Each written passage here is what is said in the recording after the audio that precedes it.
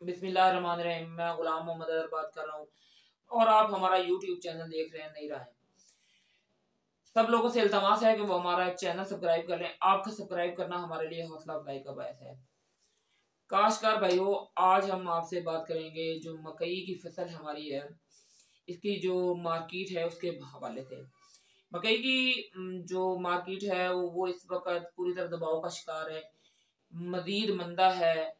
और ये जब से ये मकई का सीजन शुरू हुआ है, ये मकई मार्केट में नई मौसमी मकई मार्केट में आई है, तो पहले भी आपसे इस सिलसिले में बात होती रही है, क्योंकि जो पुरानी मकई हमारी पड़ी हुई है मार्केट में, उसकी वजह से इस नई मकई का रेट भी बिल्कुल कम हो चुका है, क्योंकि वो फसल ज्यादा थी, पाकिस्तान से बाहर एक्सपोर्ट हुई नहीं, तो अब यहीं पे वो फसल भी इस्तेमाल होनी है, तो उसकी वजह से हमारी जो नई मकई है उसका भी रेट कम हो चुका है और ये आए दिन रोज बरोज कम होता जा रहा है। अब कुछ किसान में ताकत नहीं है, क्योंकि उसने खाद डालनी है गंदम को और उसने अपने बाकी खर्चे भी पूरे करने हैं, अपने घर का निज़ाम भी चलाना है, तो वो फसल को होल्ड तो कर नहीं सकता, उसने फसल को बेचना है। तो आप लोगों से मैं बार बार इल्तमास करता रहा हूँ कि आप अपनी फसल को जो गीली मकई है वो बिल्कुल ना निकलवाएं, 20 मॉइस्चर से कम निकलवाएं। तो उसका माशाल्लाह काफी असर हुआ है। वैसे भी हमने फील्ड में भी लोगों को बताया है कि आप ज्यादा गीली मकई बिल्कुल ना निकलवाएं, वो आपकी मकई खराब हो जाएगी और उसका रेट बहुत कम लगेगा। आपका पहले बहुत ज्यादा नुकसान हो चुका है, वो मजीद नुकसान हो जाएगा। तो वो मैंने देखा है कि लोगों ने वो बात मानी है और ज्यादा गीली मकई निकलवाने से परहेज किया है, तकरीबन 95% लोगों ने।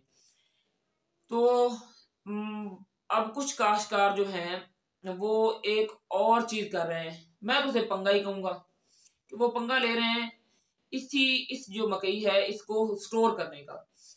काश्तकार भैया, इस मकई को स्टोर करने का कोई फायदा नहीं। अगर आपने इस मकई को स्टोर करना है तो आप इसको, जो इसकी छलियां हैं उनको सुखाएं।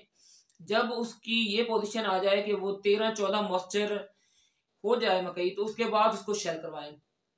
उसको शेल करवाने के बाद फिर आप उसको स्टोर करें, तो वो 1 महीना से 1.5 महीना निकालेगी।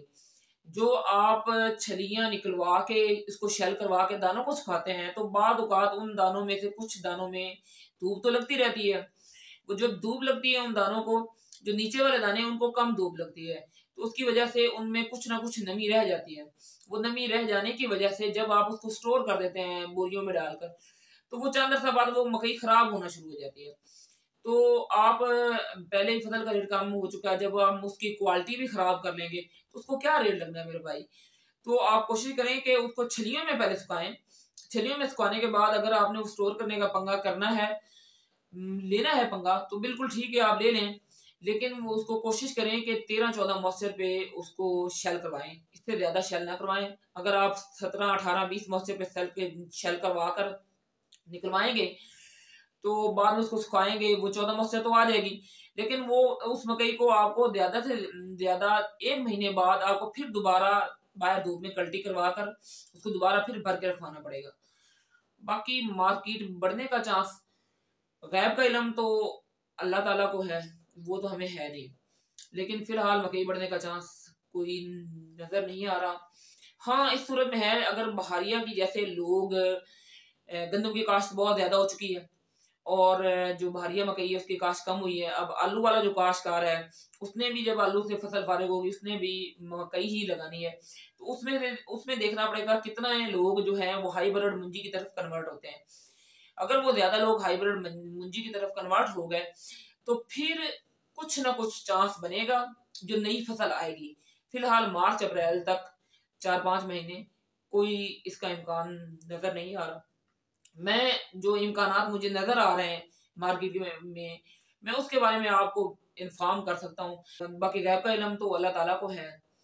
बाकी हम दुआ कर सकते हैं कि अल्लाह ताला पाकिस्तान के किसानों पर, पाकिस्तान की आवाम पर, यहाँ के लोगों पर, यहाँ के में रहने वाले बाशिंदों पर अपना खुसूसी रहम फरमाए और अल्लाह ताला हर किसी के रिज़्क़ में बरकत फरमाए।